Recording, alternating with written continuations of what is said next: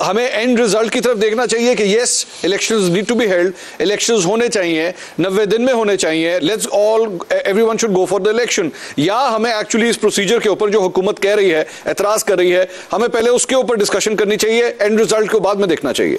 देखिए मंसूर साहब, आपकी बात से पहले अगर आप मुझे इजाजत दें तो मैं दो बातें आपसे करना चाहूंगी। एक तो ये कि जो ये आइन की बात होती है ना, तो आइन में क्या लिखा है और आइन के पाबंद हैं और हुक्मरान जो है वो आइन के फैसलों पर सरखम करेंगे, सुप्रीम कोर्ट के फैसले सुप्रीम है, पार्लियामेंट सुप्रीम है, ये बिल्कुल ठीक बात है। लेकिन मसला ये है कि जब आप गैर आइनी तरीके से एक साबिक वजीर आजम को इस मुल्क के सबसे बड़े ओहदे से हटाएंगे और उसको ताहयात नाअहल करेंगे, तो फिर ये आइन और कानूनी मामला नहीं रहता, ये सियासी हो जाता है। और माजरत के साथ अब कोई भी मामला आइनी और कानूनी नहीं रह गया, क्योंकि आइन में आप तरमीम कर 2/3 अक्सरियत से आर्मी चीफ की एक्सटेंशन को तो मंजूर कर सकते हैं, लेकिन आप आइन में तरमीम किए बगैर आप ये नहीं कर सकते कि आप 1988 का, एक मिनट जरा निकाल लीजिए, जुनेजो साहब की जो असेंबलियां तहलील हुई थी उसके बाद क्या हुआ था।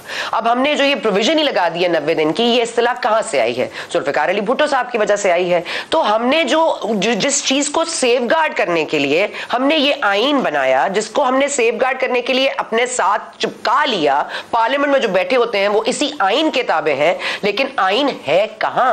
आइन की तशरीह आया किसने करनी है? हमने अल्फाज की तशरीह करनी है या हमने रूह की तशरीह करनी है? लेकिन मसला यहां ये हो रहा है, यहां रूह जो है आइन की उसको कब्ज किया जा रहा है, और ये नहीं हो सकता। और जब ये होगा तो आप आइन और कानून से बालातर होकर फैसले करेंगे, और एक गैर आइनी इकदाम को बहरहाल आप आईनी कवर नहीं दे सकते।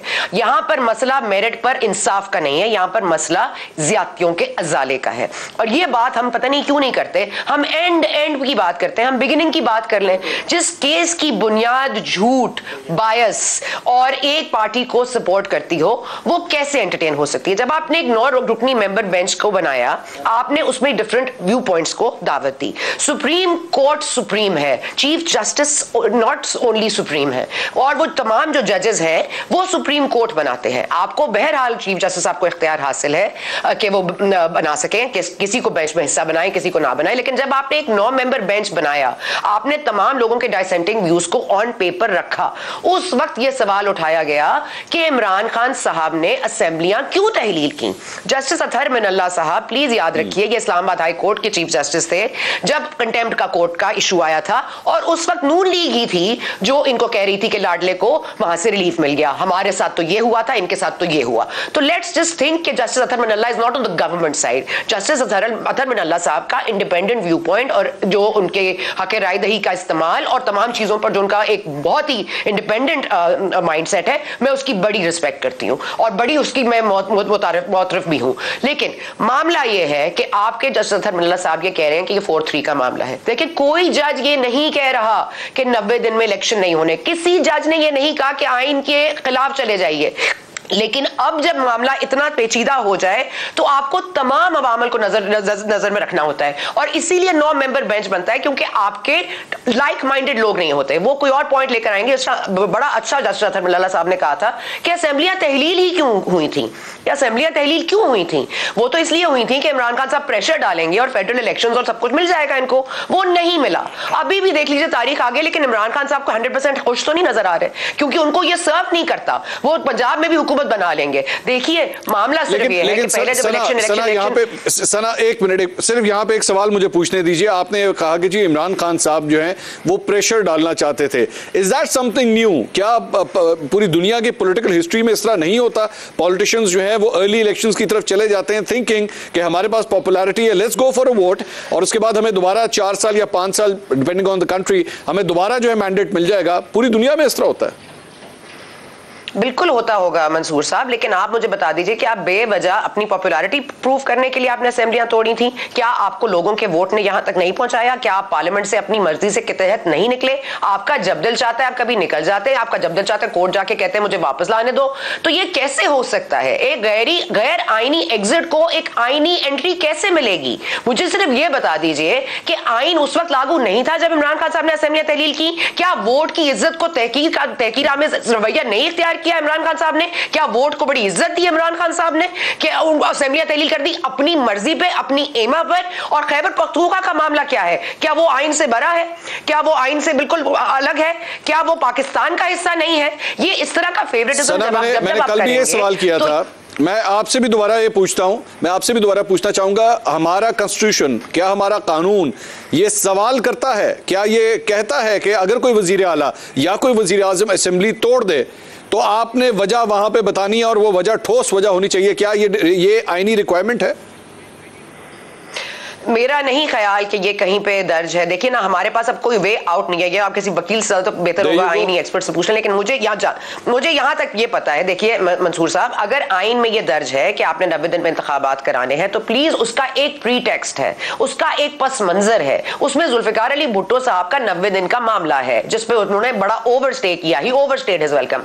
आप ये मत भूलिए कि अब तमाम तर चीजें, और कितनी दफा अदालती फैसले आएंगे जिनको हम थोड़े दिनों बाद डिस्कस करना शुरू करेंगे, फिर उससे थोड़े दिनों बाद उसको क्रिटिसाइज करेंगे, फिर उसके बाद हम कहेंगे कालेदम करा कर दो। जुल्फिकार अली भुट्टो साहब, मतलब जो केस आज सामने आ रहा है, मुशर्रफ को आपने हक दे दिया कि आप आइन को साथ जो मर्जी कर लें। मसला मंसूर साहब, लास्ट पॉइंट मेरा ये है, मसला ये है कि हमारे जो जनरल्स थे, जो फॉर्मर जनरल्स थे, उन्होंने सोचा कि पहले तो आइन को ही नहीं मानना, कंसिडर नहीं करना।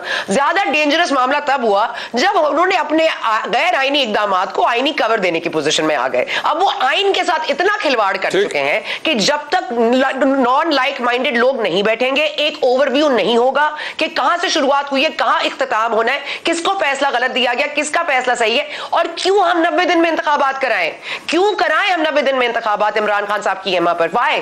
तो अगर आइन कहता है तो आइन तो ये भी कहता है कि आप वोट को इज्जत दें, आइन तो ये भी कहता है अपने लोगों को सर्व करें। आप जहां जहां लोगों को serve. I want to hear him. Aamir साहब प्लीज गो अहेड। जी, मैं सिर्फ एक बात अर्ज करूँ ना। देखें, हमें बुनियादी सवाल जो आज का सवाल है उसके तक महदूद होना चाहिए था मेरे ख्याल में असूली तौर पे। फिर ये जो सवाल है कि जी एक शख्स की इमा पे असेंबली तोड़ दी गई, तो क्या मेरा उसमें दो सवाल फिर पैदा होते हैं ना। क्या वो गैर आईनी तौर पे तोड़ी गई? बिल्कुल ऐसा नहीं था। अगर गैर आईनी होती तो कोई मुस्लिम लीग का एमपीए जो है वो जाके चैलेंज कर देता, लेकिन हमने देखा उन्होंने चैलेंज नहीं किया, बल्कि उस प्रोसेस का पार्ट बने कि जिसमें केयरटेकर गवर्नमेंट बननी थी, उन्होंने नॉमिनेशन भेजी तो वो बहस खत्म हो जाती है। आप बार बार मतलब है कि चीजों को उलझाया जा रहा है जानबूझकर। असल अब तो इशू है ही नहीं ना, वो तो उस बात से मंजिल आगे निकल गई। अब वो डिसॉल्व हो गई है और वो आईनी तौर पे जमहूरी तौर पर हुई है। जैसे कि मंसूर आप खुद कह रहे थे कि हक हासिल होता है भाई कि अगर एक बिल्कुल अगर आप समझे कि एक वो है बड़ी फंसी हुई पार्लियामेंट है या असेंबली है जिसमें आपको आज़ादी से फैसले नहीं कर सकते, तो दोबारा इलेक्शन करते हैं ताकि आप कहते हैं ना मजबूत तरीके से जीत कर और फैसले कर सकें। तो उसमें कोई गैर आईनी कोई गैर जमहूरी बात नहीं होती। और खुद जबकि नून लीग या पीडीएम उस तमाम अमल का हिस्सा रह चुकी है, तो ये इंपॉर्टेंट पॉइंट है आमिर साहब, फजूल है ये खसियानी बिल्ली खंबा नोचे वाली बात हो जाती है। जी जी बिल्कुल ठीक है। अफनान साहब वांट्स टू कंट्रीब्यूट, लेकिन मुझे ब्रेक पे जाना है। अफनान साहब इसके ऊपर क्या जवाब देते हैं? अफनान साहब मैं जरा ब्रेक ले लूं सर, मैं सिर्फ एक ब्रेक ले लूं, मैं ब्रेक के बाद वापस आता हूं। मैं आपको मौका देता हूं। ये बड़ा इंपॉर्टेंट पॉइंट है कि अगर मुस्लिम लीग नून को एतराज था, मुस्लिम लीग नून इस पूरे प्रोसेस को चैलेंज करती, लेकिन उसके बाद केयर टेकर सेटअप जो बना, निगरान हुकूमत के लिए जो कुछ बना, मुस्लिम लीग नून ने उसके अंदर बतौर ऑपोजिशन अपने वो नाम भी दिए और उसके नामों के तहत ही मोहसिन नकवी साहब आज निगरान वजीर आला है पंजाब के। तो मुस्लिम लीग नून तो इस प्रोसेस में शामिल हुई, उसने एक्सेप्ट किया।